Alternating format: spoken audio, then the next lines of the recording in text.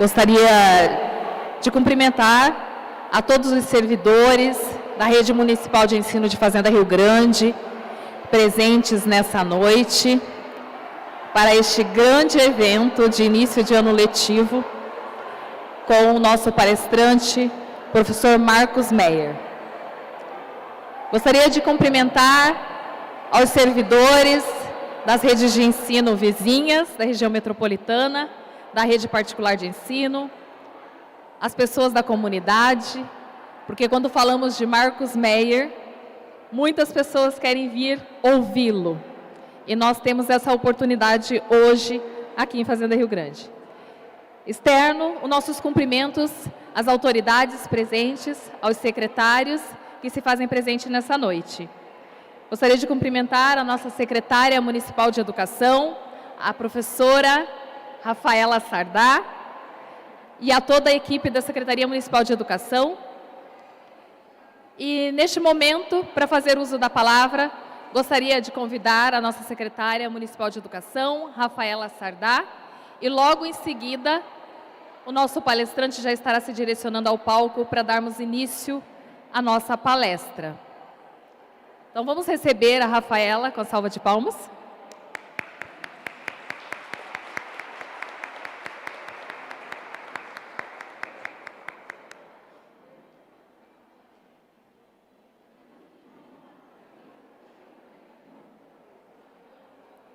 Boa noite a todos, boa noite aos presentes e aqueles que nos assistem hoje pelo canal da Secretaria de Educação no YouTube. É uma honra tê-los com a gente.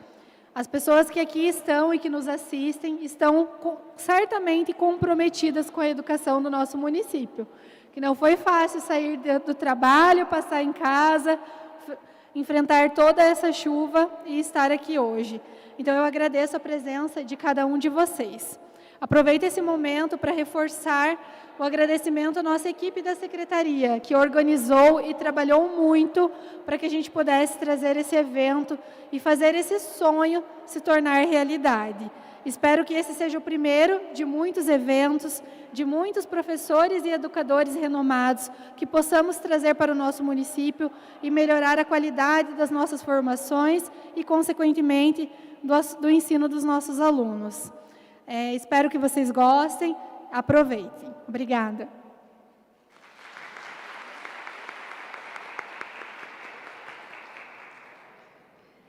Frente às mudanças ocorridas no Brasil e no mundo, o que impactou de forma profunda a educação nos últimos anos, percebe-se a necessidade de reelaborar os conhecimentos e formas de atuar em sala de aula e no ambiente escolar, buscando o desenvolvimento e a aprendizagem das nossas crianças e alunos de forma profícua.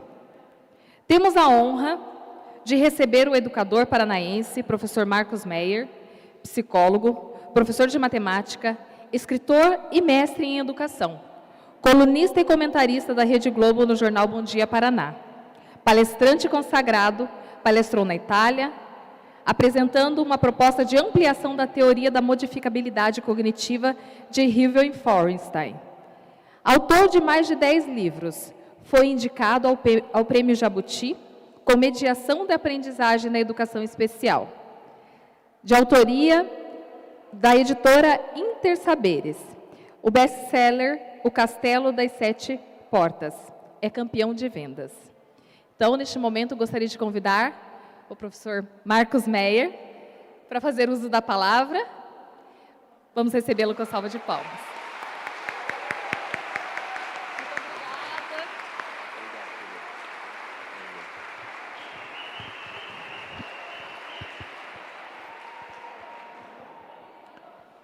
Boa noite.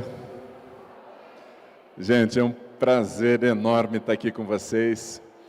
O som faz um pouquinho de eco, mas não liguem, vocês vão ouvir coisas muito legais hoje.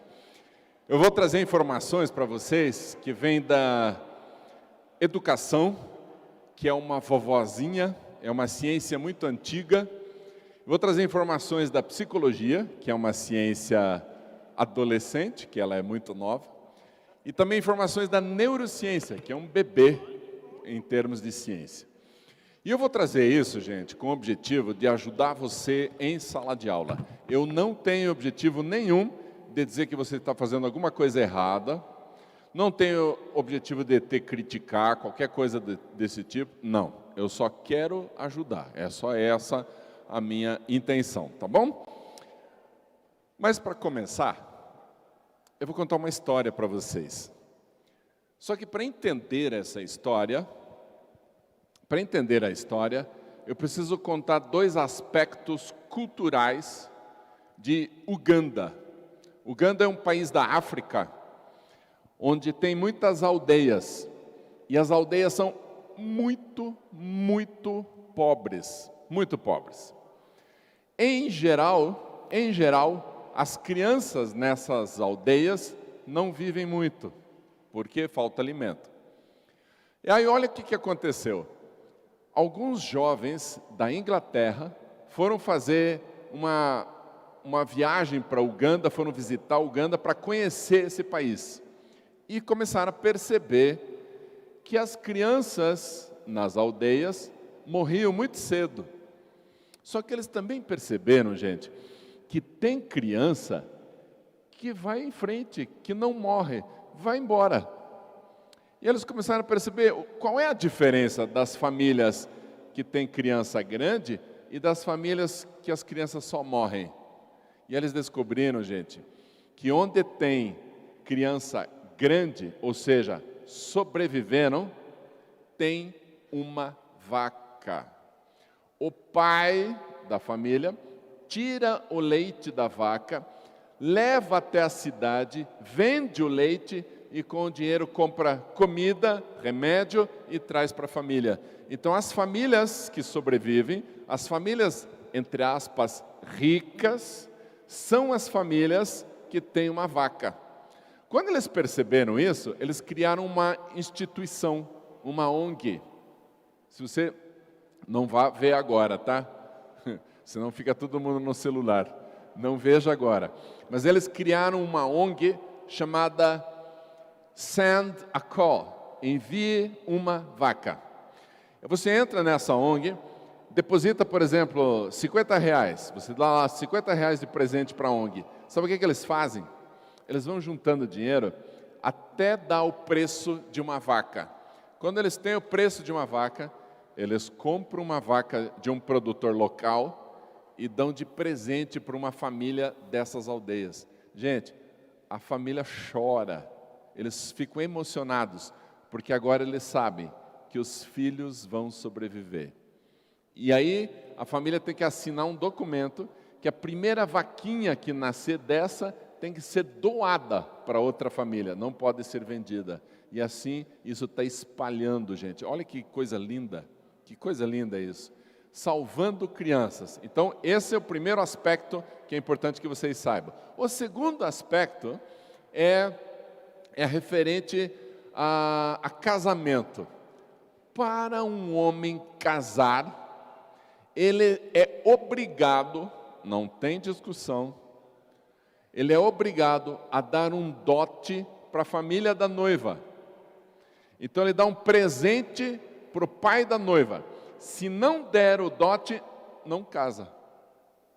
E vocês já devem estar pensando, qual será esse dote? Uma vaca, exatamente. Ou o cara dá uma vaca ou não casa. Gente, eu gostei tanto dessa ideia que eu já falei para minha filha. Ou o cara me dá uma vaca ou não te leva. Daí ela assim, pai, você nem tem onde pôr uma vaca. Daí eu falei, bom, eu tenho uma garagem. E aqui a gente tem que traduzir para a nossa cultura. Então, ou o cara me dá uma BMW, ou não te leva. Pai, quem que vai me dar? Mas sabe por que eu gostei? Claro que ela morreu de rir, né, da minha cara e casou com quem ela quis. Mas sabe que eu gostei dessa história? Sabe por quê? Salva as mulheres. Porque as mulheres daí não casam com vagabundo. É sério, ou o cara trabalha até conseguir uma vaca, ou ele não casa. Olha que legal. Vocês não gostaram da ideia? Se o teu pai não ganhou uma vaca, vai falando para o seu marido. Bom, gente, então esses são dois aspectos culturais. Claro, faz parte da cultura, a gente não pode criticar nem rir, faz parte da cultura deles. É o dote que tem que ser dado para o pai da família, para o pai da moça. Bom, e o que eu quero realmente contar para vocês, agora que vocês conhecem os aspectos dessa história, eu quero contar para vocês a história de uma moça chamada Nairim. Nairim era uma moça bonita, morava numa aldeia, não era a mais linda, mas não era, como é que é? Não era de se jogar fora, como alguns dizem, né? Que eu acho ridículo isso. Não era feia, não era a mais bonita, era uma moça bonita, ponto. Mas as amigas, todo mundo tem umas desgracentas, as amigas começaram a fazer bullying contra a Nairim, começaram a xingar a Nairim todos os dias, e começaram a falar para ela: Nairim, você sabe que ninguém vai casar com você, né? Que quem é que vai dar uma vaca para você? Quem é que vai ter coragem de dar uma vaca para o teu pai? E aí, só que até uma dessas miserenta, ela falou assim: eu sei o que vai acontecer, o rapaz vai dar meia vaca. Só que a palavra meia vaca, no dialeto deles, soa engraçado. Pronto, virou apelido da Nairim. Onde a Nairim ia, já as amigas começavam: ô meia vaca, tá indo aonde meia vaca? Ih, tá triste de novo meia vaca? Sabe o que a Nairim fazia? Ela baixava a cabeça, se afastava delas, ficava embaixo das árvores, sozinha, sofrendo, todos os dias. Queridos, quando alguém faz uma vez uma brincadeira com a gente ri. Na segunda a gente ri, mas não gosta. Na terceira, já não ri mais. Na quarta, não é mais para rir, já é para brigar. Na quarta já magoa. E isso, gente, todos os dias a Nairim estava passando por isso. Ela começou a ficar muito mal com isso, muito triste com isso. Começou a ficar isolada, não conversava com as outras, porque só xingamentos todos os dias. Bom, aí aconteceu o seguinte: o chefe da aldeia tinha uma filha, e ele avisou para todo mundo que quem fosse casar com ela teria que dar 2 vacas. Gente, aquilo foi um absurdo, porque é contra a cultura é uma. A própria filha do chefe reclamou: mas pai, quem que vai casar comigo? Eu vou ficar para titias, ninguém vai pagar 2 vacas. Daí o chefe disse: você é minha filha, eu sou o chefe, eu que mando, e acabou. Ela demorou para casar, mas até que um dia um cara resolveu pagar então 2 vacas, deu lá para o pai, marcaram o casamento, e o chefe fez uma grande festa, chamou todo mundo das outras aldeias para festejar o casamento da filha. Veio gente de todo lugar. E aí veio de uma dessas outras aldeias um rapaz chamado Ebô. Quando Ebô veio para a festa, ele já viu a Nairim. Bateu o olho na Nairim e pensou: meu Deus, que mulher linda. Aí ele tomou coragem, gente, e foi conversar com ela. E aí, conversando com ela, ele viu o quanto que ela era especial, querida, amável, e ela, vendo o jeito do Ebô, o que ele falava, o que ele fazia, onde ele as coisas que ele criava, a Nairim se apaixonou também. Foi uma paixão mútua, amor à primeira vista. Aí os dois começaram a andar de mãos dadas pela aldeia, na festa. As amigas já começaram: ô Ebô, vai casar com a meia vaca? Aí o Ebô olhou para a Nairim e falou assim: ô Nairim, por que elas estão te chamando de meia vaca? Aí ela baixou a cabeça entristecida e falou: é que elas dizem que nenhum homem vai pagar uma vaca por mim.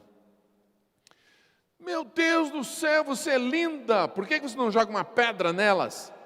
Se eu jogasse, eu seria como elas, eu não sou como elas. Meu Deus do céu, além de linda, tem um coração maravilhoso. Aí que se apaixonou de vez. Aí se apaixonou de vez, namoraram e ele decidiu, é essa mulher que eu quero. Foi conversar com o pai da Nairim para marcar o dia do noivado. No dia do noivado tem que trazer a vaca. Claro que no dia do noivado, as amigas estavam de plantão na frente da casa da Nairim.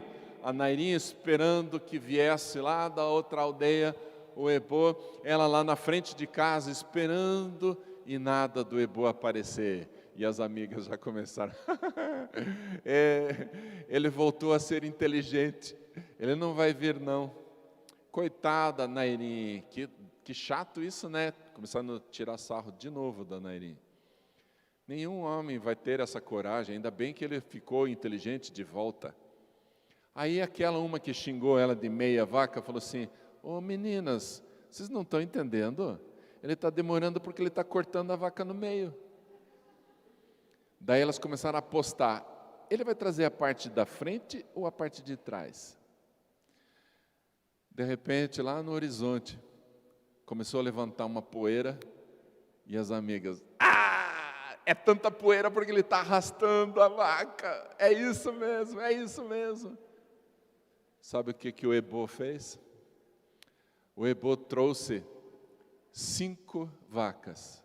Nunca na história da África um dote foi tão alto. 5. Quando ele chegou com as 5 vacas, o pai da Nairim se constrangeu e ele falou assim, Ebô, por gentileza, a cultura é só uma vaca, não precisa trazer tantas. Aí o Ebô olhou para todas aquelas mulheres e falou assim, se eu tivesse 100 vacas, 1000 vacas, todas elas eu daria, porque vocês ainda não sabem o valor dessa mulher. As amigas, as amigas vazaram, e eles casaram, e agora a Nairim, sabendo o valor que ela tem, sabendo que ela vale mais do que qualquer outra mulher no mundo, sabe o que ela fez? Chega de andar de cabeça baixa, chega de andar triste pelos cantos, ela peito para frente, cabeça erguida, feliz, um sorriso no rosto, e começou a andar assim, e as amigas começaram a falar, meu Deus, como é linda, esse Ebô fez bem para ela. Queridos, vocês ainda não se tocaram, mas eu deixo contar uma coisa para vocês. Hoje eu vou dar uma de padre aqui. Nós somos cristãos, a maioria, né? A maioria é cristão, ou é evangélico, ou é católico, não tem problema, somos cristãos. Sabe qual é a mensagem central do cristianismo? É assim, Deus é um ser perfeito. Ninguém que tenha qualquer tipo de erro pode estar ao lado dele. Portanto, todos nós estamos estamos ferrados. Todos nós estamos ferrados. Por quê? Porque ao lado dele a gente não pode dar. Então só sobrou o inferno. É para lá que a gente vai. Por quê? Porque nós temos erros. Quem nunca errou? Todos nós erramos. Todos nós. Então não temos chance. Não podemos estar ao lado dele. Só que aconteceu uma coisa, gente. Deus olhou para você e pensou assim, eu amo tanto você, que eu vou te comprar, não por uma vaca, nem por 2, nem por 5. Eu vou pagar o maior preço que existe, o sangue do meu filho. E ele deixou o filho dele morrer numa cruz para comprar você. E a partir dessa obra maravilhosa, nós agora não temos mais erros. Por quê? Porque ele nos olha pelo olhar de Cristo. Portanto, gente, pare de andar triste pelos cantos, achando que você não vale nada, que você deveria ser diferente, que você deveria pesar menos, que você deveria ter uma cor de pele diferente, que o teu rosto deveria ser diferente, teu olho deveria ser diferente. Não! Chega disso! Você é a pessoa que mais vale no mundo, na verdade, no universo. Por quê? Porque Ele te quis. Não é lindo isso, gente? Então chega de olhar para Gisele Bündchen e dizer assim, gente, como ela é linda, eu sou diferente. Gente, eu parei de olhar para o Brad Pitt. Eu olho, sabe para quem? Para o Seu Madruga. E se quer se comparar, se compare com a Bruxa do 51. Se compare ao Seu Madruga, vai se comparar com... Mas deixa eu te falar uma coisa. Quando Deus foi me fazer, Ele pensou assim, vou fazer um diferente agora. E me fez. Só que, tem alguma pessoa igual a você no mundo? Não. Sabe o que aconteceu com você? Ele fez a mesma coisa. Vou fazer alguém agora do jeito que eu quero, não do jeito que a moda quer, que o outdoor quer, que a revista, a TV quer. Não, do jeito que Ele quer. É isso, gente.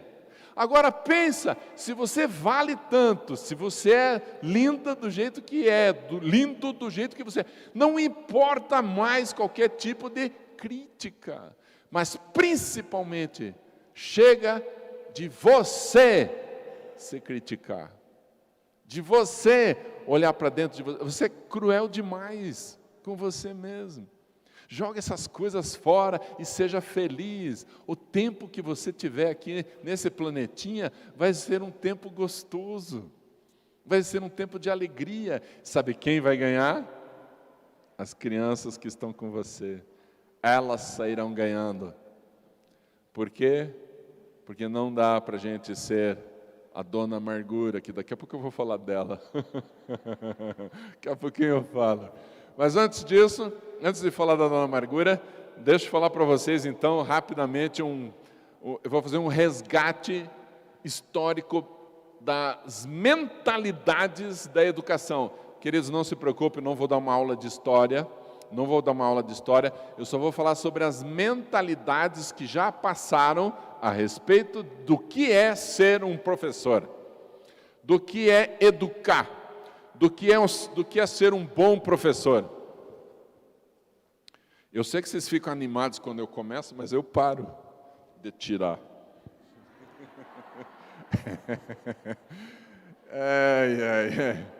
Então, gente, é assim. Eu poderia falar das mentalidades da educação na África. Elas influenciaram o Brasil, mas não tanto. Eu poderia falar sobre a mentalidade da Ásia, como que os chineses, por exemplo, educam os filhos, mas não tem tanta influência sobre nós. Sabe qual a maior influência que nós temos? Sobre a educação judaica. É ela que nós sofremos maior influência. E deixa eu te dizer como é que era uma escola na época de Jesus, ou antes, 1000 anos antes de Jesus, como é que era uma escola? Como é que funcionavam as escolas naquela época? Gente, olha que legal. Primeiro, os meninos iam para a escola. As meninas demoraram séculos para ter direito de serem educadas. Graças a Deus isso mudou, né? Então, os meninos iam para a aula. E aí, eles levavam o seu caderno. Não tem caderno. Não existe papel. O papel foi inventado no Egito, chamado papiro, caríssimo, é muito caro. E na região da Judéia, não é papel que está presente lá, lá é pergaminho. O que é pergaminho? É pedaços de couro de cabra que eles cozinham, secam, lixam. Cozinham, secam, lixam, até ficar fininho. Fica fininho, cortam em tiras, emendam um pedaço no outro e faz um rolo. Foi aí que foi escrita a Bíblia, nesses rolos de couro de cabra. Mas é caro demais. Então, como é que os meninos anotavam as coisas? E aí vem uma notícia boa. Eu me impressionei quando eu li. Eles usavam tablet. Claro que não era um tablet a bateria. Tablet significa tabuleta, uma tabuinha. Eles tinham mesmo. Eles tinham uma tabuinha, gente, desse tamanho mais ou menos, com uma borda de madeira. E aí essa tabuinha, o professor punha uma colherada de mel. Gente, 40 graus naquela região, é um deserto aquela região, 40 graus. Aquele mel espalha em cima da tabuinha. Aí o menino pega um pauzinho, ou uma pena de galinha, pena de outra ave, pega um pauzinho e escreve em cima do mel. Dá tempo do professor dar uma olhada, tá certa essa letra, você escreveu muito bem. Aí o professor vai ver o tablet do outro aluno, a tabuleta do outro aluno. Enquanto ele vai, o mel dessa primeira tabuleta espalha de volta e apaga. Olha que genial isso, gente. Um caderno que dura para sempre. Porque não precisa jogar fora as folhas, elas apagam a escrita rapidamente. Só que quando apaga, o menino está lá com o pauzinho e na ponta tem mel. Aí ele faz... que delícia! Olha que associação linda! Escrever é doce. Naquela época, o maior doce era mel. Não tinha chocolate, não tinha açúcar. Essas coisas não tinham sido inventadas ainda. Então, eles experimentavam a coisa mais doce da época. Escrever é doce. Os nossos alunos, quando vão para a escola, eles saem da escola com essa impressão: nossa, escrever é muito legal. Ou eles estão saindo assim: eu errei de novo. Olha que diferença. Bom, aí ele escrevia assim: mas apaga. Se apaga, aonde tem que guardar aquelas informações? O que é um bom professor? O que é uma boa escola? O que é um bom aluno naquela época? Tem que guardar as informações na memória. É por isso que a chave da educação daquela época era guarde na memória. Só que eles achavam, eles não conheciam o cérebro, eles não sabiam quais são as funções do cérebro. Eles achavam que a memória ficava aqui, no coração. Então eles falavam assim: guarda no coração. Em outras palavras, decore. Core, coração. Decore, coloque no coração. Decore isso que eu estou te falando, guarda no teu coração. Não é lindo? Tem 2 versículos que eu quero falar para vocês. Hoje eu estou bíblico, né? 2 versículos que eu quero falar para vocês. Um deles é assim, ó: guarde no teu coração as minhas palavras, assim diz o Senhor. Olha que lindo. Daí a gente lê: ai, guardar no coração, que coisa mais linda. Na verdade é memorize, criatura. Não é só poeta, não é só poesia que você está lendo ali. Guarde no coração, memorize. O outro versículo diz assim: doces são as tuas palavras, ó Senhor, mais doces do que o mel na minha boca. Uau! Daí a gente fala assim: uau! Gente, olha só que coisa mais linda. Aprender, estudar é guardar no coração, e aprender a ler e escrever é como um mel. Esta imagem é forte demais. O povo mais alfabetizado na época do mundo inteiro era o povo judeu. Por quê? Porque essas coisas estão impregnadas na cultura dele. Olha que lindo isso. Bom, aí quantos anos durou essa escola? Quantos anos duraram essa escola? De memorize, guarda no coração. Vamos lá, gente, vamos decorar. 1 ano, 2, 10 anos, 100 anos? Milhares de anos. Durante milhares de anos, escola boa é a escola que faz aluno memorizar. Professor bom é que faz os seus alunos memorizarem. Aluno bom é o que guarda tudo na memória. E aí veio, gente, uma praga dos infernos, que eles chamaram de modernidade. Essa modernidade que chegou aí, chamada caderno. Chegou essa praga de caderno. Pare, não, olha que lindo isso. Não deixem o caderno entrar nas escolas, porque se o caderno entrar nas escolas, nossos alunos vão memorizar o quê? Eles vão escrever tudo, daí não vão memorizar mais nada. Gente, a mentalidade, também tem uma palavra bonita para isso, mindset. Mindset nada mais é que mentalidade, né? Então, para que usa mindset? Usa mentalidade. A mentalidade da época é essa: tem que decorar, não me venha com essa modernidade chamada caderno. Adiantou essa resistência? Não, o caderno entrou.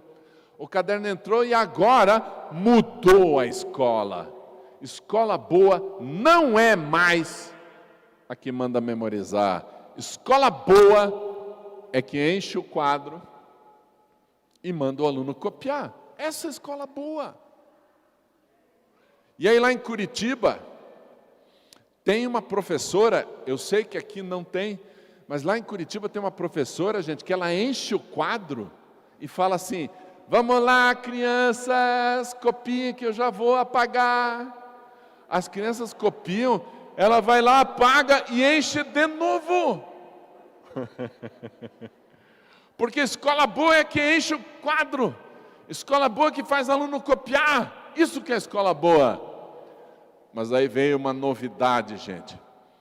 Uma outra modernidade dos infernos.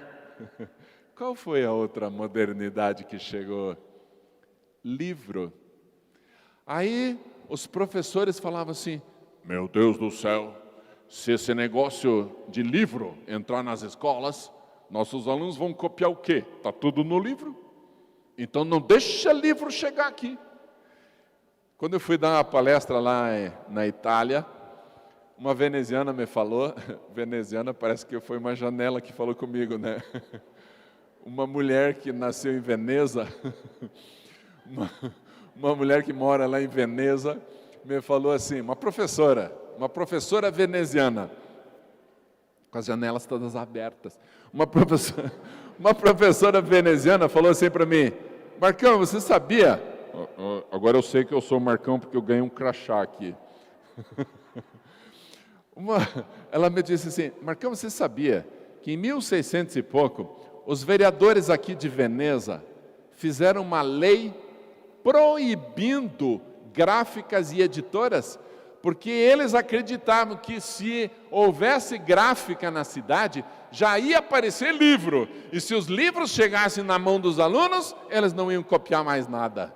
Então eles proibiram gráfica e editora. Olha, gente, que absurdo isso. Tem lei proibindo. Adiantou? Graças a Deus não adiantou. O livro entrou. Quando o livro entrou nas escolas, memorizar já não é mais uma boa escola. Copiar já não é mais uma boa escola. Vou falar de novo porque às vezes a gente não escuta. Copiar não é mais uma boa escola. Mas eu sei, faz tempo já, isso é do muito passado. Então agora entrou o livro. O que eu vou fazer o livro? Adianta copiar, está tudo no livro. Então agora eu tenho que fazer outra coisa. Aí os professores pensaram assim: se o livro está na mão dos alunos, não adianta memorizar, não adianta copiar. Vamos fazer o quê? Vamos perder o emprego, está tudo no livro. Os professores ficaram com medo. Vamos perder o emprego, está tudo no livro. Aí eles falaram, sabe o quê? É nada, presta atenção. No livro só tem informação. Para a informação virar conhecimento, a gente tem que ajudar o aluno a construir o conhecimento. Aí surgiu o quê? Construtivismo. Quem foi o grande construtivista? Piaget. Aí surgiu um outro na Rússia, Vygotsky. Aí surgiu um no Brasil, Paulo Freire. Aí uma na Argentina, Emília Ferreiro. Construtivismo. Todo mundo falando assim, tem que construir o próprio conhecimento, Piaget. Tem que construir o conhecimento na relação com os iguais, Vygotsky. Tem que construir não só o próprio conhecimento, como a própria história. Quem é esse? Paulo Freire. Assim, gente, tudo é construir. Ah, mas não adianta só construir. tem que interligar o conhecimento. Isso é papel do professor, ajudar o aluno a construir o conhecimento e interligar o conhecimento. Aí surgiu o quê? Interdisciplinaridade. É tão legal isso, né? Mas passou, essa era já passou, essa escola já passou. Qual escola? Escola boa é que memoriza, já foi. Escola boa é que copia, já foi. Escola boa é que faz construção de conhecimento e faz interligação entre informações. Passou. Então qual é a nova? Qual é a nova escola? O conhecimento não precisa mais ser construído pelo professor. Tem que ser construído pelo aluno e pode ser construído em qualquer lugar. Pode ser construído na internet, no YouTube, no TikTok, qualquer lugar. Qualquer lugar. Eu posso usar um computador, posso usar um software, posso usar a internet, eu posso ter aula em inglês, em japonês, não importa mais quem vai dar a aula, eu posso aprender por conta própria. Então, para que serve o professor? Gente, não deixa esse negócio de tecnologia chegar, porque vai acabar com a gente. Nunca acabou. A tecnologia chamada papel entrou, não acabou com os professores. A tecnologia chamada livro entrou, não acabou com os professores. Nada vai acabar com os professores. Sabe por quê? Porque é a gente que vai agora, daqui para frente, ensinar a quarta escola. Memorização, cópia, livro, construção de conhecimento, e agora é a quarta. Qual é a quarta mentalidade, o quarto tipo de escola? Se meu aluno pode aprender em qualquer lugar, não importa se você está presente ou não. Então quer dizer que esses alunos vão ficar tipo assim meio independentes? Ahá! Chave da nova escola. A chave é essa. Nosso aluno tem que se tornar cada vez mais autônomo. Então, nós vamos ensinar o quê? Nós vamos ensinar, guarde isso, gente, essa é a nova escola. Nós vamos ensinar a aprender a aprender. Deixa eu contar uma coisa para você. Eu me formei em matemática há muitos anos. Quando a gente fala há quantos anos, todo mundo já começa a fazer as contas, né? Para saber a idade. Eu me formei em matemática há muitos anos. Quando eu me formei, eu ainda não tinha entrado em mim o bichinho da educação, porque quando pega, aí você não larga mais, né? Então, eu ainda não sabia se eu ia ser professor ou se eu ia trabalhar numa multinacional. E aí, em Curitiba, na cidade industrial, surgiu uma top, super, mega multinacional. E eles precisaram contratar novos profissionais que soubessem fazer análise de dados de computador. E aí, não importava se era matemático, físico ou engenheiro. Então, matemático, físico ou engenheiro. Eu era matemático. Yes, vou me candidatar para fazer análise de dados. E aí, eu fui para a entrevista nessa empresa. Eu achando, eles vão me pegar. Aí, fui bem nas provas. Yes, acertei um monte de coisa. Fui super bem na avaliação escrita dessa empresa. Aí fui para a entrevista. Na entrevista eles olharam para mim e falaram assim, você conhece, eles olharam, Marcos, né? Isso, Marcos. Você conhece alguma linguagem de programação? E aí eu pensei, yes! Um ano inteiro eu tive isso na faculdade de matemática. Durante um ano inteirinho eu aprendi uma linguagem de programação. Yes! Eu olhei para eles, falei sorrindo, já pensando assim, entrei. Falei assim, sim, eu sei a linguagem de programação, eu aprendi durante um ano todo a programar computador. Vocês precisam de programadores de computador? Sim, a gente precisa não só de programador de computador, mas alguém que faça análise de dados. Mas aprender uma linguagem de programação é muito útil. Qual linguagem você aprendeu? Quando eu falei o nome da linguagem de programação que eu aprendi, riram na minha cara. Eles falam assim, é que essa linguagem ninguém mais usa. Meu Deus do céu, eu acabei de me formar, eu acabei de aprender isso. Queridos, Eu aprendi conteúdo. Se eu tivesse tido conteúdo, mais aulas de como aprender qualquer linguagem de programação, eu teria falado assim: eu sei tal linguagem de programação, mas eu também sei como aprender qualquer linguagem de programação. Qual vocês querem? Qual vocês utilizam? Eu já aprendo. Se eu tivesse mostrado essa disposição, eles iam falar: gostei desse cara. Mas eles disseram assim para mim: muito obrigada por ter vindo. Logo entraremos em contato. Faz mais de 30 anos que eu estou esperando a ligação. Você já deve ter passado por alguma coisa assim, né? Entraremos em contato. Nunca. Por quê? Porque a escola onde eu me formei, preste atenção, a escola onde eu me formei foi na construção do conhecimento através da escola, através da faculdade de matemática, através dos professores. Mas eu não aprendi a aprender a aprender. Eu não aprendi a aprender sozinho. Eu não me tornei autônomo. Claro que eu me tornei autônomo depois da escola, porque eu vi que a escola é só um pedaço da nossa formação, é só um pedaço da nossa vida. Então, meus queridos, daqui para frente, o que você vai fazer com os seus alunos? Ai, Marcão, agora eu estou preocupado. Você falou que não pode mais decorar. Ah, agora vem as notícias boas. Pode. Por que pararam de decorar? Sério, gente?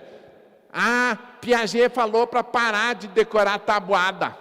Piaget falou? Nunca! O Piaget falou outra coisa, ele falou assim: ô professores, por que vocês fazem os alunos decorarem a tabuada se eles nem sabem o que é uma multiplicação? Não adianta para nada.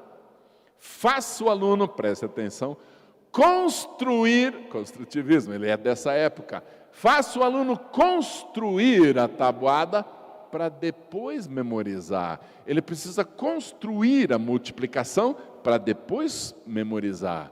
Aí sim, você pode memorizar. Parem de fazer o aluno memorizar por memorizar. Aí todo mundo pegou só essa frase.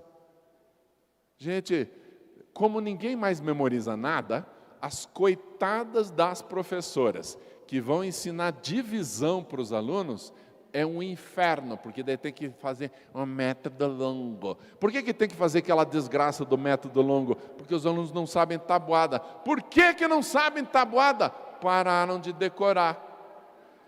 Precisa tirar nota dos alunos se não souber tabuada? Claro que não. Dá para ensinar brincando, ensinar com alegria. Os alunos estão entrando na sala, você, vamos lá, gente, vão sentando, 2 vezes 2, 4, vão sentando, 2 vezes 3, 6, chega de papo, 2 vezes, vai falando tabuada, todo mundo vai respondendo. Até o final do ano, são 200 dias que você fez isso. Pô, 200 dias, pelo menos a do 2 eles vão saber decor. Mas sabe qual que eu sugiro para vocês? Se os alunos souberem decorar a tabuada do 8, eles decoram todas as outras. Então comece com a do 8. É que nem a Dilma falou assim, se a terceira dose da vacina é que cura, por que não começaram por ela, né? Essa é a ideia. É, tadinha, né? Mas é isso, gente. Então, dá para decorar? Dá. Professoras que estão ensinando língua portuguesa, por que não ensinar uma poesia? Já pensou teu aluno souber de cor uma poesia do Vinícius de Moraes, Adélia Prado? Gente, tem uma poesia que eu não sei de cor, da Adélia Prado. Aliás, eu vou decorar essa poesia, é linda. A poesia da Adélia Prado, olha só, ela fala assim, ó: eu não sou daquelas mulheres que quando o marido chega da pescaria, vai logo dizendo, quem pescou que limpe. Eu não, eu vou limpar junto com ele. E enquanto a gente está limpando, nossos cotovelos se encostam. E ele vai falando com as mãos, esse pulou para fora da água e a luz prateada chegou até nós. Depois, a pescaria não vai ficar só aí. Olha que lindo, gente. Claro que isso não vai dizer para os teus alunos decorarem a poesia da Adélia Prado. Mas dá para eles decorarem outras poesias. Aí tem gente que fala assim, ai, mas os alunos não decoram nada. Eles decoram aquelas assim, ó. Vou te pegar, cachorrona. Pô, eles sabem decorar essas. Abaixa aqui, não sei o quê. Meu Deus, nem vou repetir. Uma vez eu fui no mercado da área rural. Eu estou morando lá em Campo Magro. Eu fui no mercadinho da área rural lá, estava tocando uma música que eu fiquei com vergonha, gente, sério. Eu fiquei me escondendo porque, nossa, a letra era horrível. E como é que a molecada sabe decorar isso? Claro que pode decorar uma música linda, uma letra bonita, uma poesia. Você já pensou, gente, o teu filhinho, na festa da família, dá uma... Sabe quando o tiozão para de contar piada? Quando o tiozão para de contar piada, o teu filhinho declama uma poesia. Todo mundo vai olhar para ele. Meu Deus, como que você sabe isso? Aprendi na escola. Escola boa essa, eu nunca aprendi nada. É lindo, gente, é lindo. Então, dá para decorar? Sim. Dá para fazer aluno copiar? Dá para colocar coisa no quadro? Sim. Não precisa encher, não precisa fazer o aluno só fazer isso, mas dá para colocar. Dá para fazer o aluno construir conhecimento? Claro, deve continuar fazendo isso. Mas o que mais agora a gente faz? Então, gente, nós somos os professores da virada. A gente vai fazer de tudo um pouco para que o aluno seja autônomo. A gente vai fazer decorar, a gente vai fazer o aluno copiar, a gente vai fazer construção do conhecimento, construtivismo, interligação, interdisciplinaridade, tudo isso. Mas a gente vai ensinar autonomia. Nosso aluno trabalha pouco. Tem aluno nas séries finais que fala assim, ô prof, faz um resumo aí do que vai cair na prova. Ele espera que a gente trabalhe. E ele, por que não fez? Deixa eu falar bem rápido para vocês o que é um resumo. Você pega um texto que está cheio de códigos. A, B, C, D. São códigos. Está lá, cheio de códigos. Então, a primeira coisa que o aluno tem que fazer, decodificação. Ler. Segunda coisa, interpretar o que está lendo. É outra função mental. Interpretação. Depois da leitura, da interpretação, vem análise. O que é análise? Ver pedaço por pedaço. Presta atenção em cada parte. Depois da análise vem comparação. Compara esse pedaço com esse com esse com esse. Vai comparando. Depois que comparou as partes, faz uma decisão. Quais dessas partes são as mais importantes? Vamos supor que tenha 10 ideias, mas tem uma que é central. Outras 2 são auxiliares. Essas 3 são as principais. Decisão. Agora vem uma reconstrução. Eu pego essas 3 principais e faço um textozinho desse tamanho. Um texto bem pequenininho, desse tamanho. Eu fiz o quê? Resumo. Vamos ver só o que aconteceu no cérebro. Decodificação, interpretação, análise, comparação, decisão e reconstrução. Quem fez? O professor. Por que o aluno não fez? Porque a aula está muito centrada assim, tipo assim, na gente, o aluno copia. Percebe como está errado? É ele que tem que fazer o resumo. Ele não vai acertar o resumo na primeira vez, nem na segunda, nem na terceira, mas a gente vai trabalhar os resumos que eles fizeram, até que eles comecem a aprender a fazer resumo por conta própria, ou seja, pensar por conta própria. Minha mãe teve aula. Ela foi para a escola, se não me engano, até a 4ª série. Ela teve aula. Ela passou pela escola. Uma escola que mandava ela copiar. Aí agora que ela é adulta, ela fala assim, em quem que eu tenho que votar? Tadinha. Ela ainda espera que as outras pessoas tomem decisão por ela. Mas, gente, se os nossos alunos ficarem saindo da escola com esse tipo de mentalidade, eles vão votar no mais votável, no mais famoso, no mais bonito, mas não naquele que trabalha mais a favor do povo. Entende, gente? É isso. A gente tem que fazer o nosso aluno ter crítica, visão crítica. Para isso ele tem que pensar com o próprio pensamento, ele tem que ter autonomia. Ai, mas como que a gente consegue isso em sala de aula? Aí vem o segredo. Você só consegue que o teu aluno construa a autonomia se ele aceitar os desafios que você vai dar para ele. Se ele aceitar os problemas que você traz, que ele precisa resolver, e se ele aceitar ele próprio superar as dificuldades. Com quantos neurônios você nasceu? Tipo assim, além do tico-teco?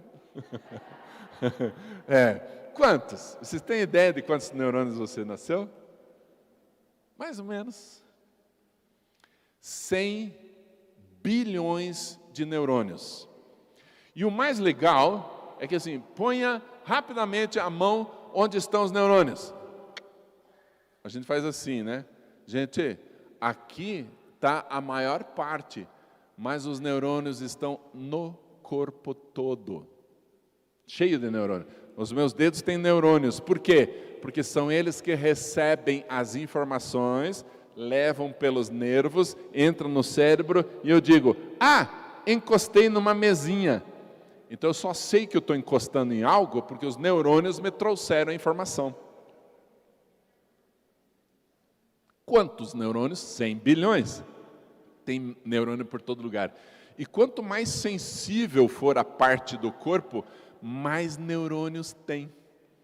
Vamos mudar de assunto antes que vocês fiquem animadas. Então, é isso. Então, assim, 100 bilhões de neurônios, a maior parte aqui. Mas, agora, nesse momento, você tem mais neurônios, mais de 100 bilhões, menos que 100 bilhões, ou você continua com 100 bilhões? Como é que está a tua situação? Tipo assim, uma hora dessa da noite tenho bem menos. Gente, nós temos menos neurônios do que quando a gente nasceu. E sabe quantos você está perdendo agora? Agora, nesse momento, você está perdendo 4 neurônios por segundo. Não é por palestra, é por segundo. Então, sinta a desgraceira. Morreu dentro de você agora. 4, 8, 12, 16. Meu Deus, pare de contar. É assim que está acontecendo. Então, me responda a seguinte pergunta. Como é que você está mais inteligente se o número de neurônios está diminuindo? O que está aumentando dentro de você, apesar da perda de neurônios? E o que está aumentando que faz você ficar mais inteligente? O que está aumentando? As conexões, as sinapses, as conexões entre os neurônios. Então agora, gente, escute o que eu vou te falar. De quem é a responsabilidade de aumentar o número de conexões na cabecinha das crianças? Dos pais, sim, que eles não sabem nada disso, então vão fazer pouco, mas principalmente de nós. Nós, professores, somos responsáveis por aumentar o número de ligações neurais nos nossos alunos. Aí você pergunta assim, mas Marcão, como? Então agora vem a resposta. Você sabe quando que o cérebro cria novas conexões? Só quando ele tem necessidade. Então vamos lá. 3 fatores que fazem o cérebro construir sinapses, fazem o cérebro construir novos caminhos neurais. 3 fatores. Primeiro deles, conquista de desafios. Cada vez que uma criança conquista um desafio, o cérebro cria novas conexões. Por quê? Já vou falar. Conquista de desafio. Superação de dificuldade. Cada vez que o cérebro supera uma dificuldade, novas conexões. E, terceiro, resolução de problemas. Cada vez que você resolve um problema, o cérebro cria novas conexões. Por quê? Por causa do seguinte: quando o cérebro conquista um desafio, resolve um problema ou supera uma dificuldade, ele imediatamente sente algo assim: levei tempo demais, gastei energia demais, foi esforço demais. Vou criar um novo caminho para que da próxima vez seja menos tempo, mais fácil, com menos energia. Então o aluno tem que conquistar, resolver, superar. É o aluno, não a gente. E aí sabe o que acontece? A gente fala assim, isso é bem legal, gente. Tá difícil, meu amor, deixa que eu faço. A praga que fala isso é a mesma coisa que está dizendo assim: filho, se você se esforçar e superar essa dificuldade, você vai criar novas conexões no cérebro. Não faça isso, deixa que eu faço. Percebe como é pesado isso? Portanto, atenção para a informação: superproteção limita o desenvolvimento das crianças. Se o teu filho estiver sendo super protegido por você ou pelo pai, ele vai ficar com menos potencial de aprendizagem. Pare com a superproteção. Qual o outro problema? O outro problema é exagerar. Desafios muito grandes, problemas muito grandes, dificuldades enormes. Aí a criança não supera, não conquista, não resolve. Também não adianta. Entenderam, gente? Então, qual é a boa professora da Fazenda Rio Grande hoje? Quem é o bom professor da Fazenda Rio Grande hoje? É o professor que decora, sim, que copia, sim, que constrói conhecimento, sim, que cria autonomia, sim, mas que principalmente ajuda o aluno a construir novas conexões no cérebro. Como? Ajudando o aluno a superar, resolver e conquistar. Mas como que eu vou fazer isso se eles nem me obedecem, se eles nem olham para mim? E agora vamos para uma outra parte da minha palestra. Eu vou falar para você, gente, qual é o segredo de um bom professor hoje? Qual é o segredo de uma boa professora hoje? São dois segredos. Dois segredos. Para ser um bom professor, um excelente profissional, para ser uma boa mãe, para ser um bom pai, você tem que ter duas coisas. E essas duas coisas têm que estar equilibradas. Vou falar da primeira: afeto, vínculo, carinho, acolhimento. Quando você acolhe seu aluno, sabe o que significa a palavra acolher? Sabe o que é acolher? Acolher significa trazer para o colo.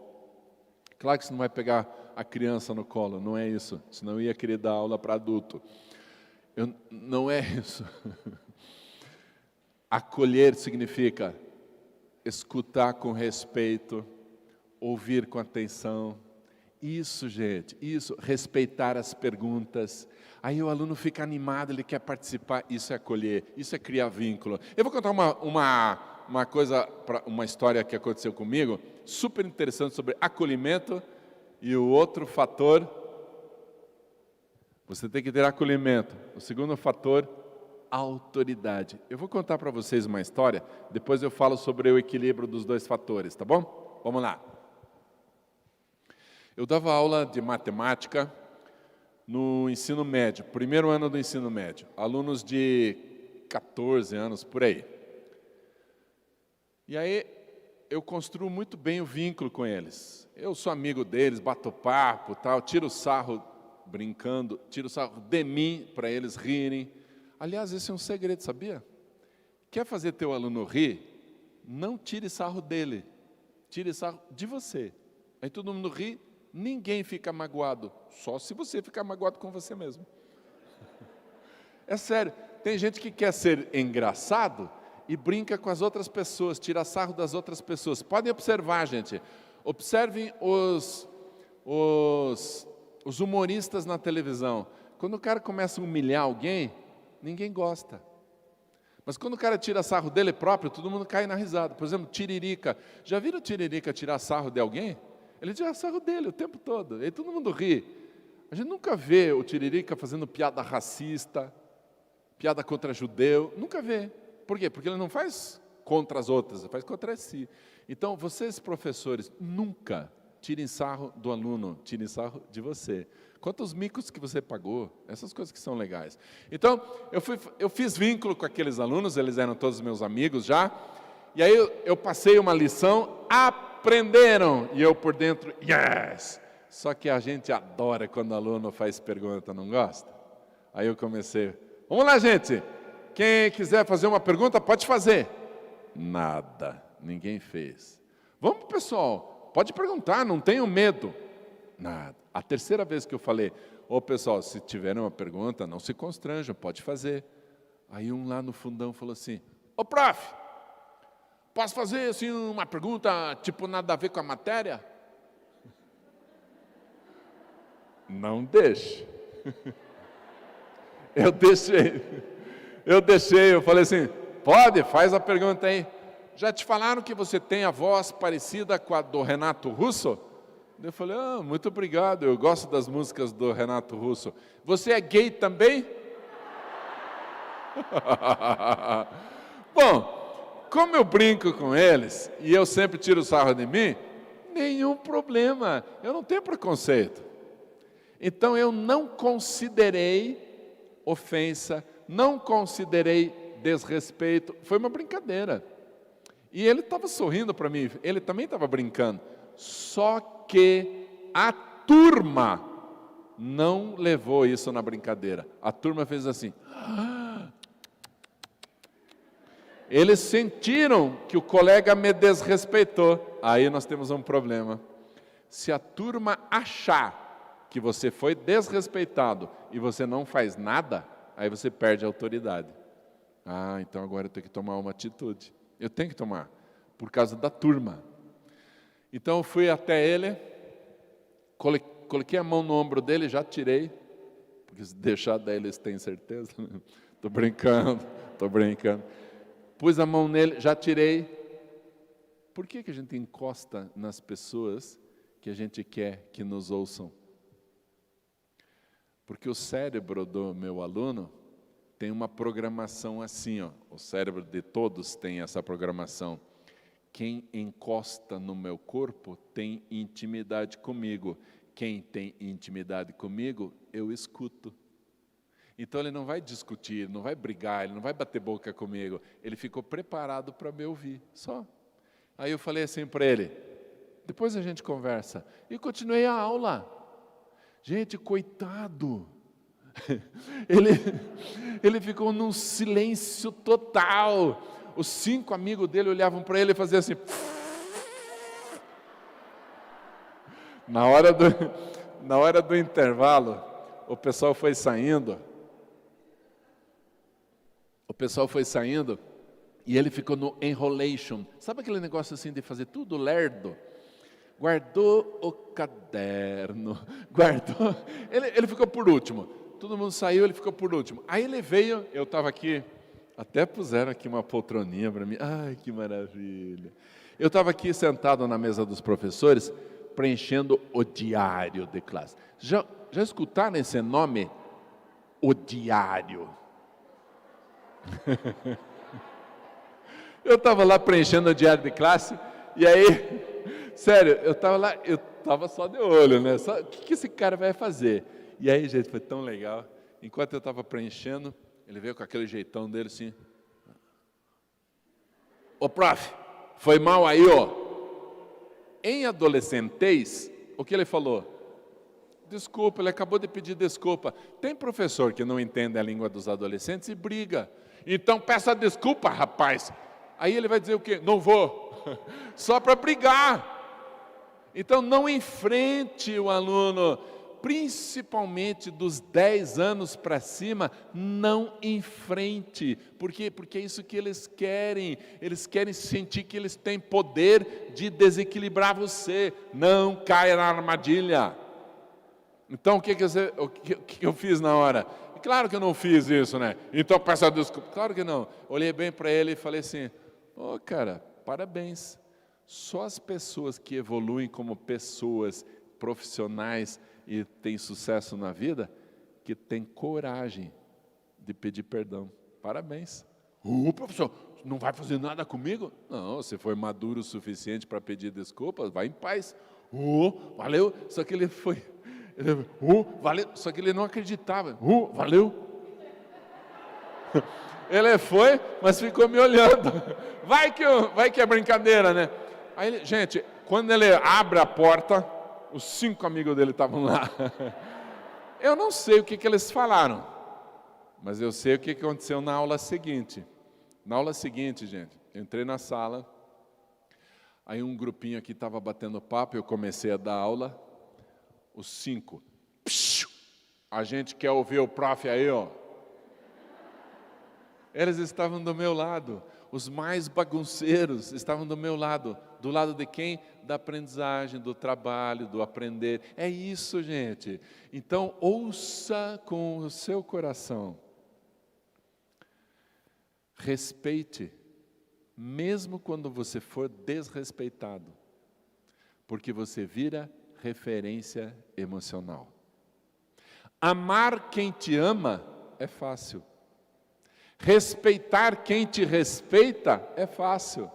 Agora, respeitar, mesmo quando você é desrespeitado, você vira referência. E sabe quais são as referências dos nossos alunos hoje? Da vergonha. São os famosinhos do TikTok, as subcelebridades. Teve gente que viu minha postagem indignada. Gente, eu tenho um canal no YouTube. Aliás, deixa eu fazer um pedido. Entra no canal do YouTube, se inscreva e espalhe isso para outros pais. Porque quanto mais pais assistirem os vídeos sobre criação de filhos, melhores as crianças serão. E aí nós que ganhamos e as crianças vão ganhar. Mas eu tenho um canal do YouTube que tem 90 e poucos mil seguidores. 90 e poucos mil, com 300 vídeos sobre educação de filhos, educação escolar, qualidade, conteúdo cheio. E aí eu fiquei indignado de ler uma notícia na Folha de São Paulo.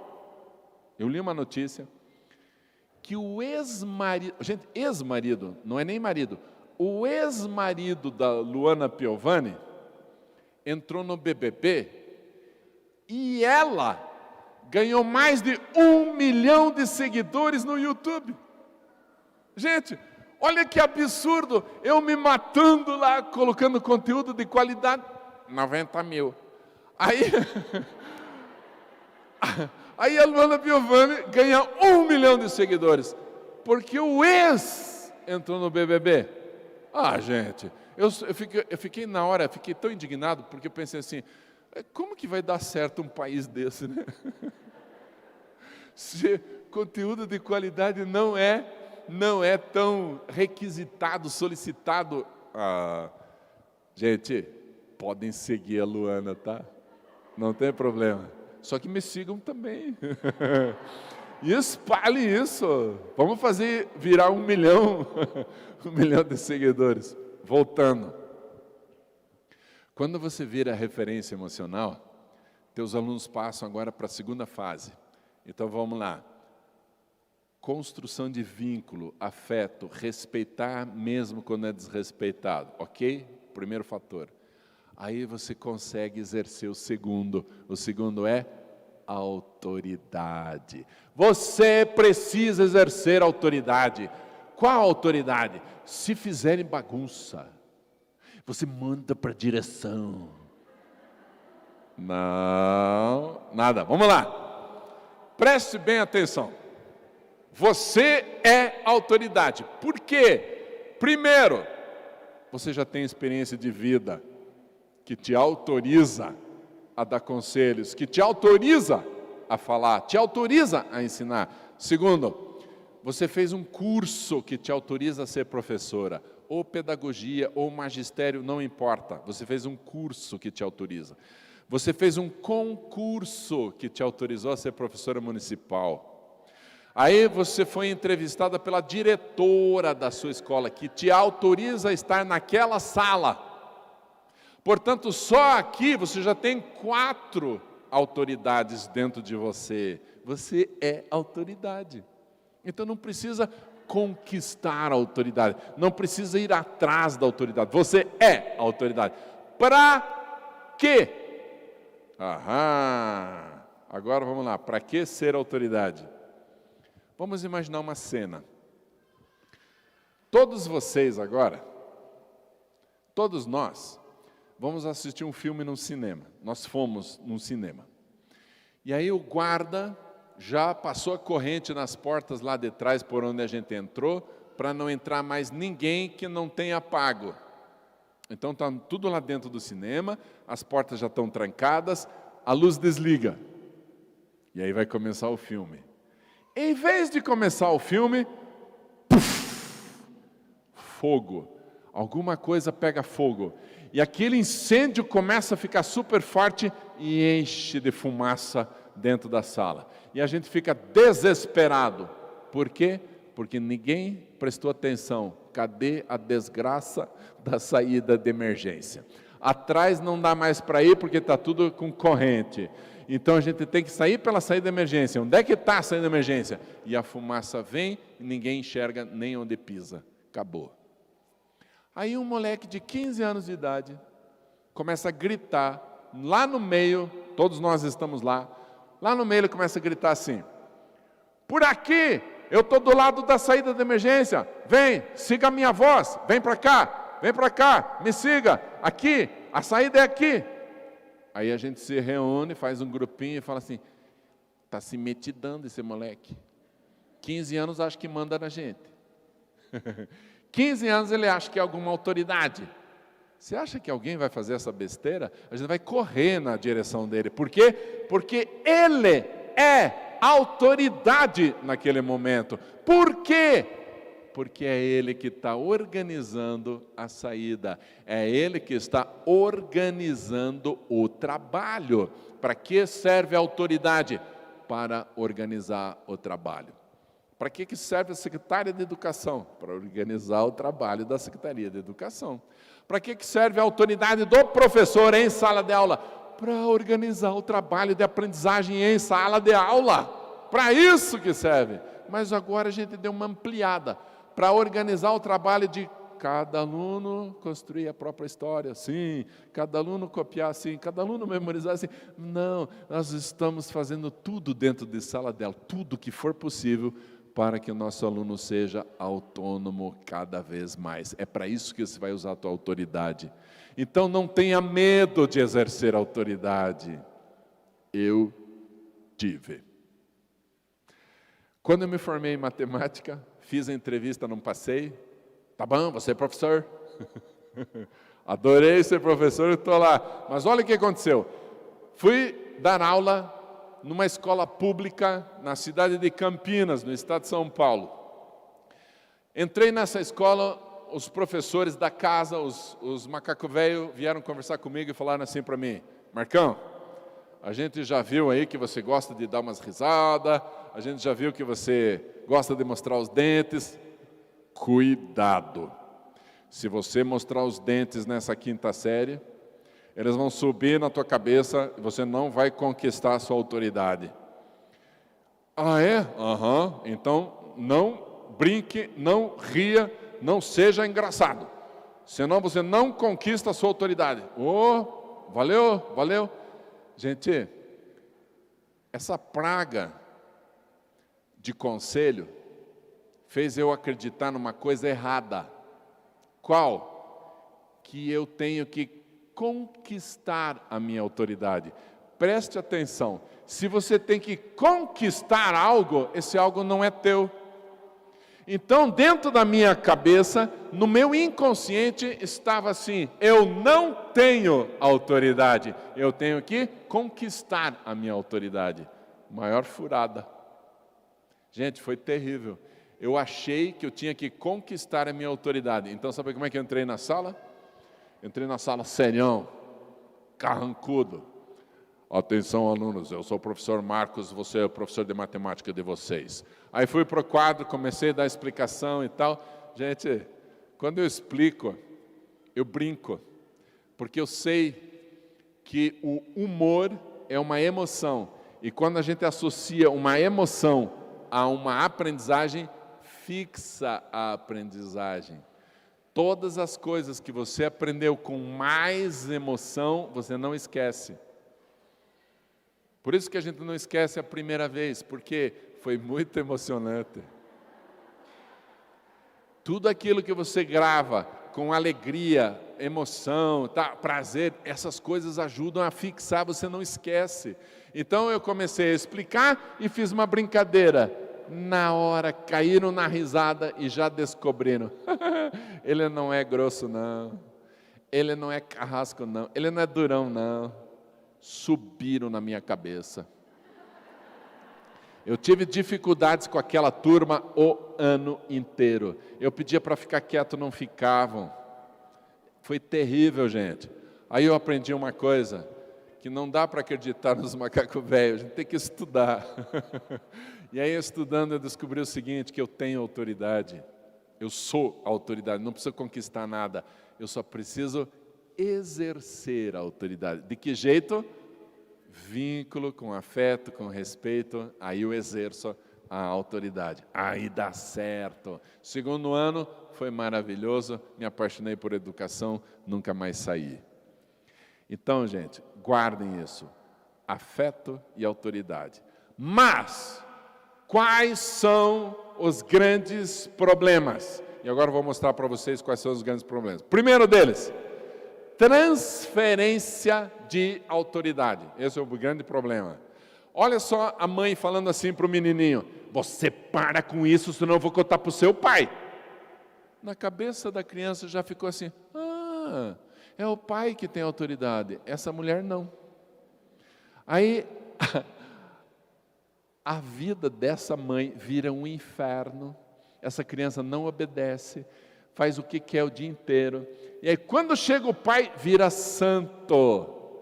Aí a mãe fala assim: faça bagunça agora, quero ver.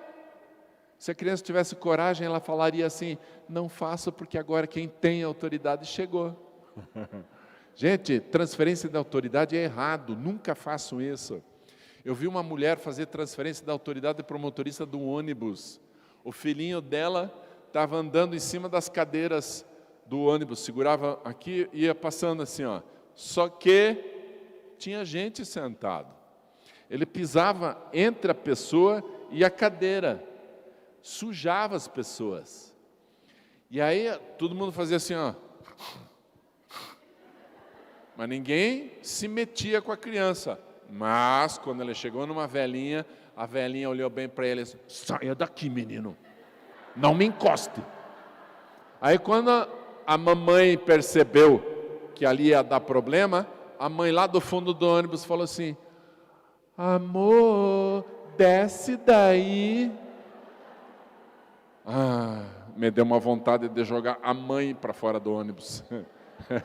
Claro que o menino não prestou atenção, não ligou, não seguiu essa autoridade, porque nem voz de autoridade ela não tem.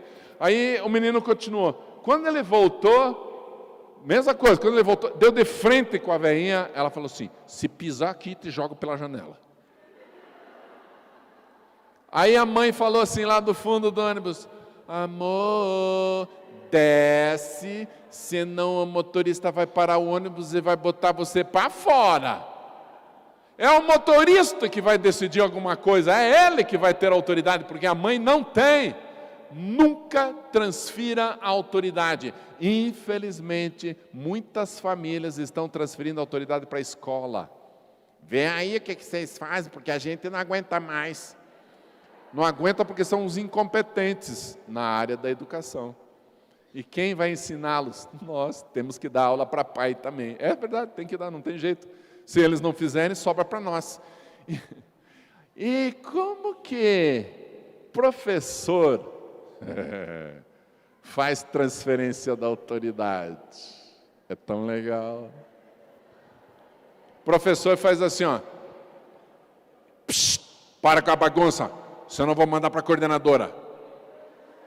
Na cabeça dos alunos ficou a mensagem: quem tem autoridade é a coordenadora, esse professor não manda nada. Quem faz isso, gente, perde a autoridade, estou falando, perde a autoridade. E aí sabe o que faz? Pega um aluno, leva para a coordenadora. No outro dia pega de novo, leva para a coordenadora. Cada hora vai para a coordenadora. Aí a coordenadora, em vez de fazer o trabalho dela, fica apagando incêndio o dia todo. De nada, coordenadoras. É sério, gente, não dá para fazer isso.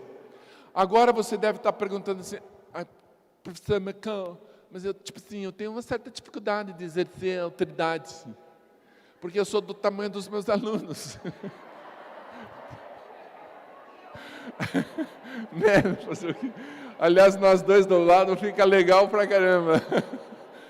Daí, só que tem umas que não é pela altura, algumas pela personalidade. Sabe que tem pessoas que não têm assim a personalidade de organizar, mandar, fazer as coisas acontecer. São aquelas pessoas mais light na vida, sofrem na hora de exercer a autoridade. Então, deixa eu contar uma coisa para vocês. Atenção, coordenadoras. Atenção, diretoras. Como fortalecer a autoridade de uma professora? Eu vou explicar, gente. Vamos supor que eu tenha dificuldade de exercer a minha autoridade, ok? Vamos supor que eu seja meio molão com os alunos, meio queridão demais, sabe aquela coisa assim muito difícil de exercer a autoridade? Vamos supor que eu seja assim. Aí eu estou aqui na sala dos... Vou aproveitar e tomar um golinho. Eu estou aqui na sala dos professores, tomando um cafezinho, comendo a bolacha pedagógica.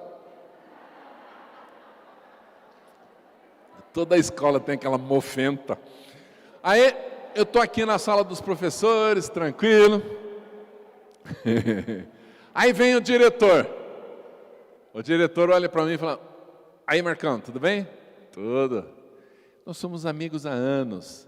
Não precisamos de formalidades sociais. Nós somos amigos. Eu faço churrasco, ele vai na minha casa. Ele faz churrasco, eu vou na casa dele. É assim. Aí ele fala assim para mim: ô Marcão, posso dar um aviso para os teus alunos lá durante a tua aula? Ah, claro, fica à vontade.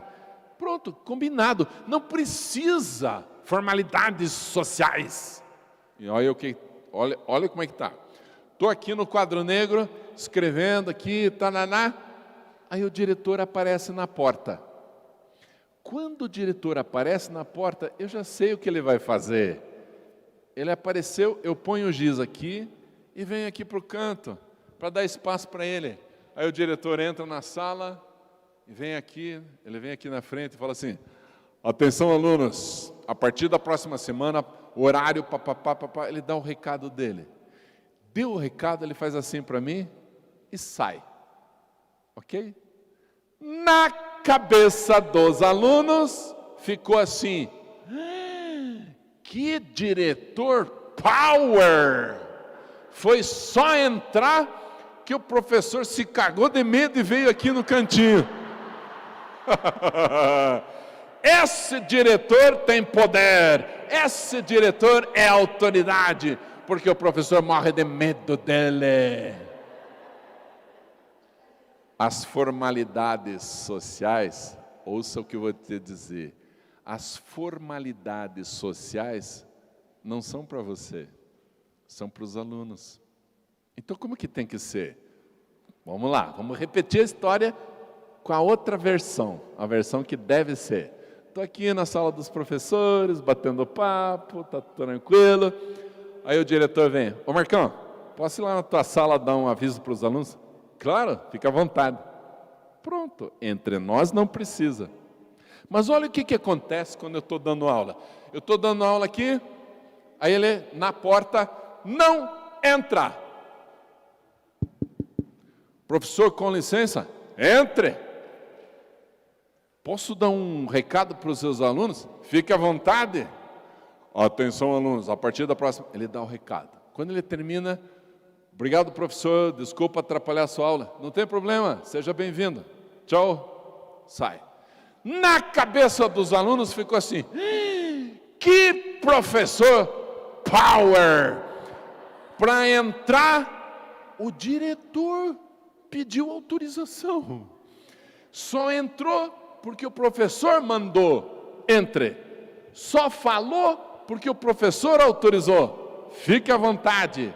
E depois de tudo, ainda pediu desculpas por atrapalhar a aula. Isso sim que é professor com autoridade.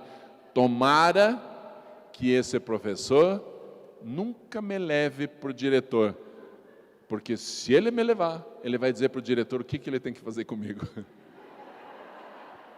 Entenderam de onde vem a autoridade? Não transfira, é a sua, gente. A sala de aula é sua. E você tem que incorporar isso. Com o quê? Para desrespeitar a diretora, desrespeitar a coordenadora? Nunca! É o contrário, para vocês fazerem um bom teatrinho. Porque as relações sociais precisam ser aprendidas por eles. Deixa eu contar uma coisa para você. Meu filhinho, quando ele tinha uns 5 aninhos de idade, ele tinha uma motoquinha, ele andava pela casa com toda a velocidade, batia na minha perna, pum, e falava assim, sai! Urra, moleque, safado, peça licença, com licença, daí eu saía.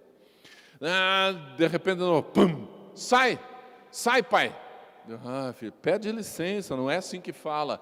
Eu não lembro, gente, quantas vezes eu tive que falar para o meu filho, peça com licença, peça por favor, tem que ser gentil, não funcionou. Até que um dia eu saí do meu quarto e ele estava com a motoquinha atravessada no corredor, fazendo manobrinha. Daí eu, sai, Davi. Ele está aprendendo comigo. Sou eu que digo para ele, sai. Daí eu me toquei, meu Deus do céu. A partir daquele momento eu falei, com licença. Aí ele saía, muito obrigado.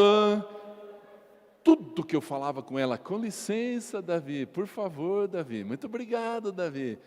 Em uma semana, era uma criatura educadíssima. Era um exemplo. Por quê? Porque as relações sociais, esses mecanismos sociais, precisam ser aprendidos. Só que você acha que eles aprendem em casa isso? Uma porcentagem muito pequena dos nossos alunos aprende em casa. Com licença, por favor, muito obrigado, desculpa, perdão. Poucos sabem. E tem pesquisa mostrando qual é a porcentagem. A Universidade Federal do Paraná fez uma pesquisa, baseada numa pesquisa nos Estados Unidos. Eles reproduziram aqui para ver como é que é aqui. E foi impressionante. Os resultados foram muito parecidos com os dos americanos. Por quê? Porque lá é uma sociedade capitalista, aqui também. Nós somos muito parecidos, então deu próximo os valores. Quais? Preste bem atenção nisso, gente. Afeto e autoridade. Sabe quantas crianças têm pais que equilibram afeto e autoridade? 33%.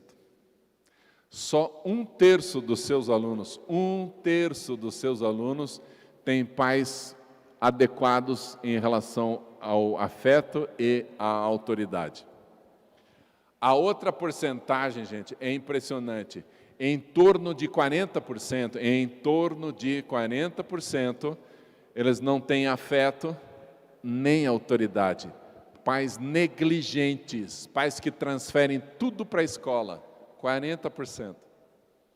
Se você tem dentro da tua sala de aula 30 alunos, 10 não vão te dar problema. Meu Deus, eu vou ver se mudo de profissão. Graças a Deus a gente ama a educação, senão a gente já teria saído. 10 tem pais adequados. 12, em torno de 12 alunos, gente, isso é muito, em torno de 12 alunos, eles não têm pais adequados, nem no afeto, nem na autoridade, eles vão dar problema. Os outros, vamos ver os outros. Muito afeto, nada de autoridade. Sabe o que é muito afeto, nada de autoridade? Superproteção. O que acontece com o cérebro? Freia o desenvolvimento. Ai, meu amor, deixa que eu faço para você. Deixa eu dar um exemplo. 10 horas da noite, o teu filhinho lá de 6 anos já deveria estar na cama, ainda não está, só que os brinquedinhos estão espalhados pela sala. Aí você fala assim: filhinho, vem juntar os brinquedinhos aqui da sala. Aí vem um fofucho, vem aquele, sabe aquele sonho da sua vida? Aquela criança cheirosa, querida, amada, meiga, fofa, que você sonhou a vida inteira em ter, ele que chega. Ele chega e fala assim: eu estou cansado. Aí você, se você for superprotetora, você fala assim: meu fofucho está cansadinho. Aí ele percebe que deu certo e faz assim: Aí a mãe: então eu faço para você, meu amor. Pronto! Esse menino acabou de descobrir 2 coisas super terríveis. Ele acabou de aprender 2 pragas do inferno. A primeira coisa: como transformar uma mulher numa escrava. Aprendeu. Segunda coisa: como manipular as pessoas para que elas façam o que eu tenho que fazer. Que tipo de ensinamento você está dando para o teu filho? Que tipo de ensinamento esses pais superprotetores estão dando aos seus filhos? A gente tem que ensinar essas coisas para eles, gente. Manda os meus vídeos lá para eles.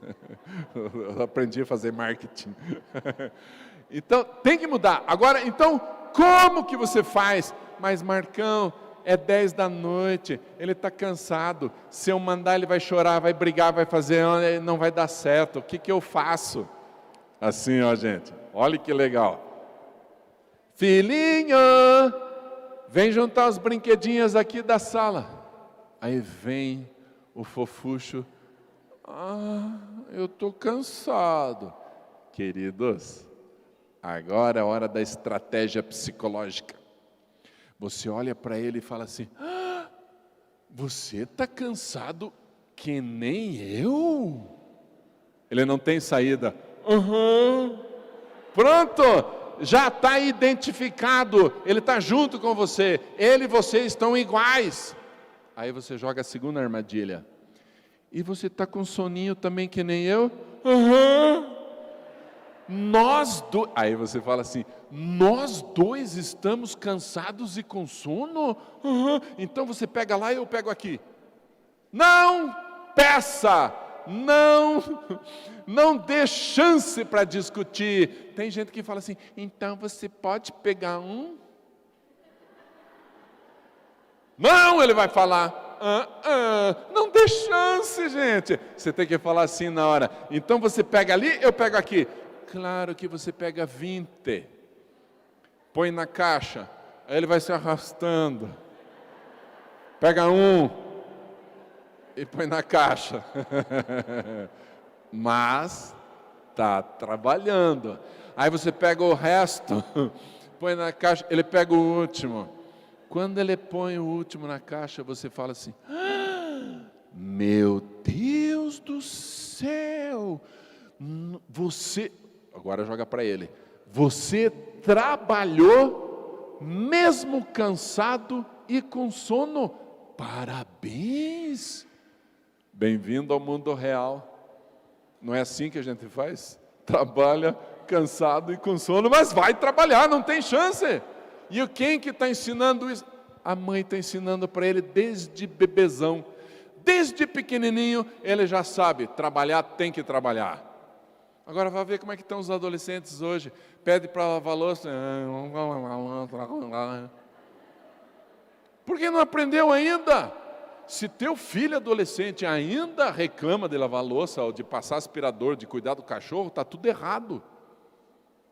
Não com ele, com a forma como ele foi educado. Aliás, deixa eu fazer uma pergunta aqui. Bem rapidinho, já estamos terminando. Deixa eu fazer uma pergunta aqui. Não precisa falar, tá? Só levanta a mão só para fazer uma estatística. Adolescência dos 10 aos 20, tá? Então, só levanta a mão, não precisa falar nada. Quem tem filho adolescente?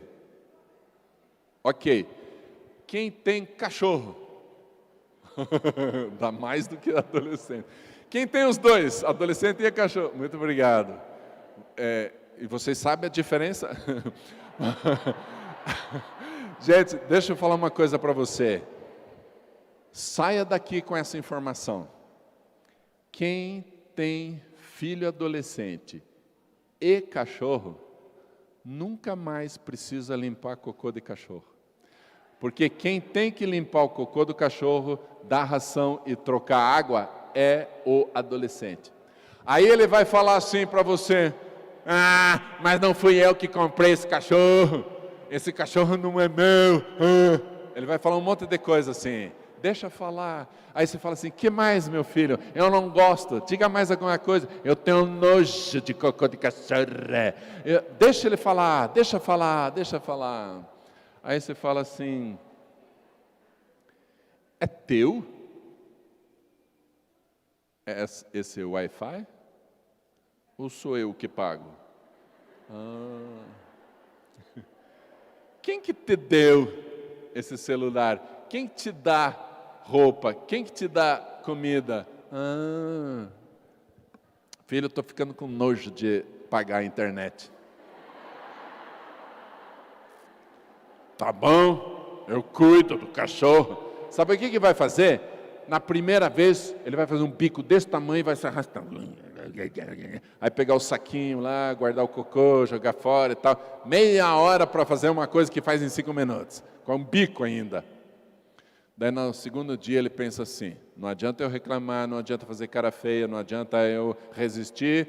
E se eu fizer devagar, eu que sofro. Então, vou aqui pensar. Desafio.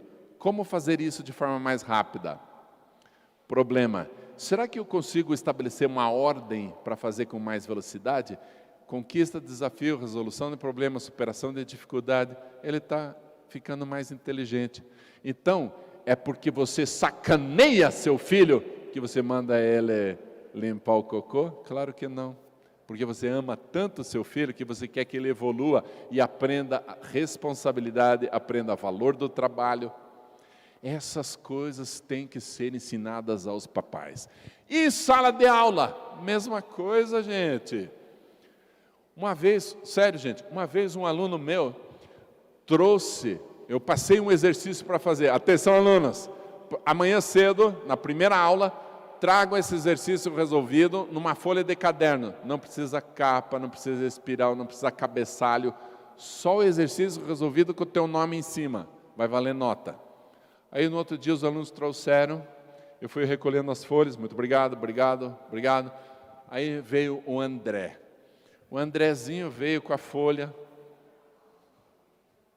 me entregou. Gente, eu tive nojo de pegar. Sabe aquela coisa assim, lambuzada? Que parece que é manteiga. Mas sabe quando você pega e pensa assim: meu Deus, ele é adolescente.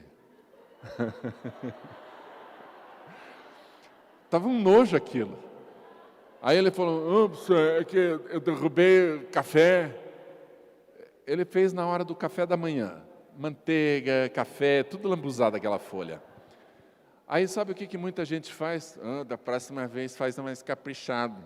Não aceite caca. Eu olhei bem para o André: André, pega isso aqui de volta. faz outra, amanhã você me traz outro limpinho. Ups, senhor, eu não vou fazer. Esse eu não vou aceitar.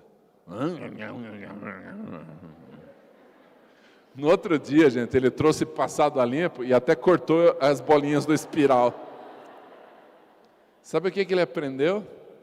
Ele aprendeu que não adianta entregar as coisas mal feitas. Ele tem que dar o melhor dele. Você já pensou se os profissionais que trabalham aqui em Fazenda Rio Grande soubessem disso? Eu vou dar sempre o meu melhor. Eu não vou fazer de qualquer jeito. Aí você leva o teu carro para consertar, você fica em paz, sabe que vai ser bem consertado. Você vai num médico, sabe que vai ser bem atendido. Por quê? Porque eles vão dar o melhor. Mas da onde que aprende isso? Desde pequeno que aprende.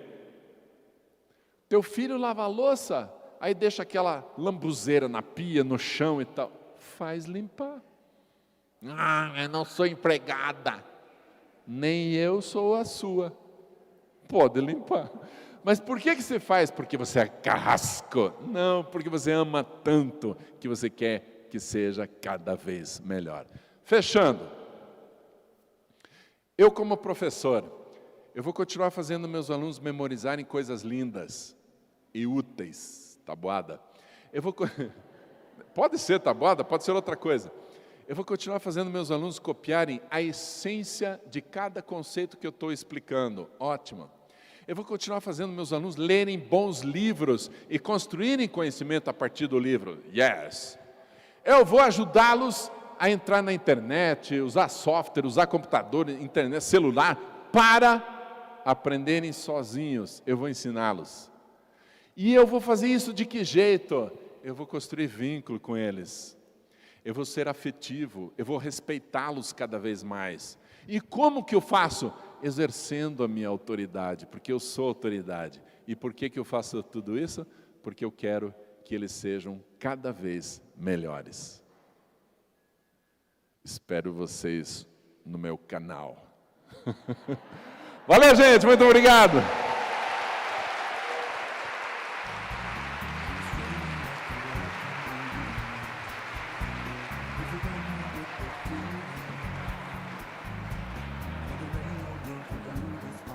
Obrigado, gente. Valeu. Obrigadão.